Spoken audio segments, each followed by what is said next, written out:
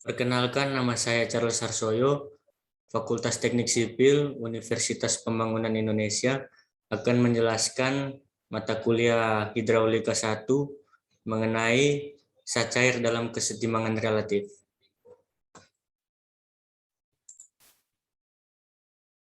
Pada bagian yang pertama, kita akan mempelajari mengenai zat cair dalam tangki mengalami percepatan.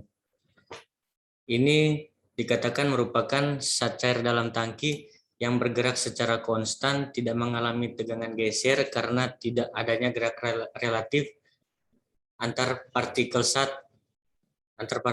cair atau antar partikel zat cair dengan bidang batas. Zat cair dalam keadaan ini disebut dalam keadaan seimbang relatif. Apabila terjadi penambahan percepatan, maka gaya yang ditimbulkan dari percepatan memberikan tambahan yang memberikan gaya hidrostatis.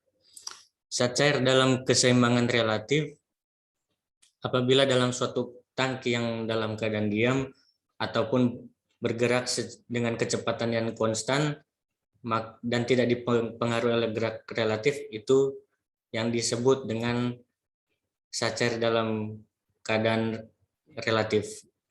Tetapi apabila tangki tersebut mengalami penambahan kecepatan, maka penambahan kecepatan itu mempengaruhi gerak air, menambah gerak tegangan air, sehingga dapat mempengaruhi pula distribusi tekanan. Oleh karena zat cair yang tetap diam dan relatif terhadap tangki atau tetap konstan kecepatannya, maka tidak terjadi adanya tegangan geser.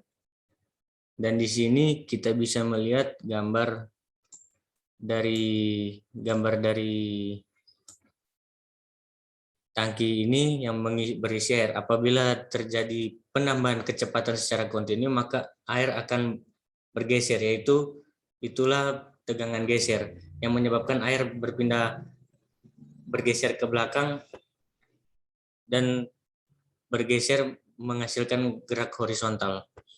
Tapi apabila setelah ditarik dan kecepatannya tetap konstan atau diam, maka itu bisa disebut zat cair dalam keadaan kesetimbangan relatif.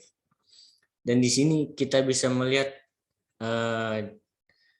gaya-gaya yang berada pada tangki yang berisi air itu, yaitu ada F, P, dan W. Nah, ini F ini gambar di atas ini menunjukkan zat cair yang berada dalam tangki bergerak dengan searah sumbu. Percepatan tersebut menyebabkan terjadinya gaya horizontal. Ketika tangki digerakkan, maka menimbulkan gaya yang bersearah dengan horizontal F ini. Dan yang kedua, yaitu kita masuk pada zat cair di dalam silinder berotasi.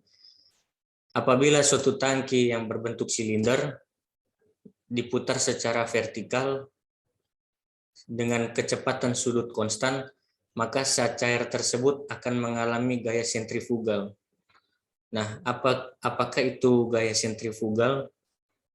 Gaya sentrifugal yaitu gaya yang membentuk gaya rotasi putaran. Jadi menimbulkan gaya seperti parabola.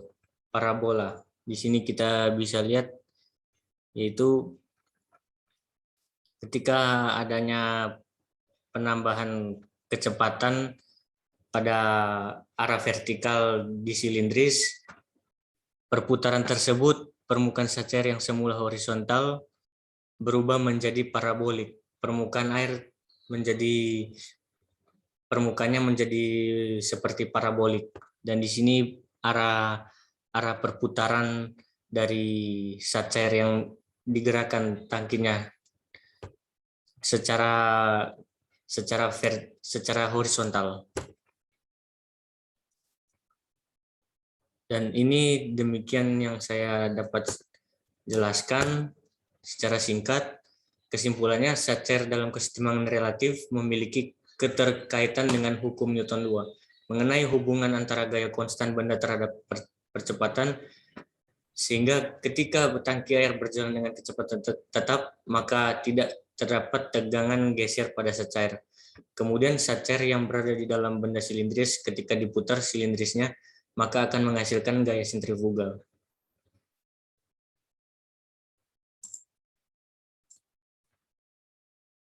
Pada saat ini saya akan memberikan kesan mengenai perkuliahan di UNPI, yaitu kesan saya sangat cocok bagi orang yang ingin berkuliah namun ingin mengambil part-time kuliahnya karena sambil bekerja. Sangat cocok untuk entrepreneur, untuk pekerja, untuk pegawai negeri, dan pekerja-pekerja lainnya yang ingin melanjutkan perkuliahannya di jenjang yang lebih tinggi.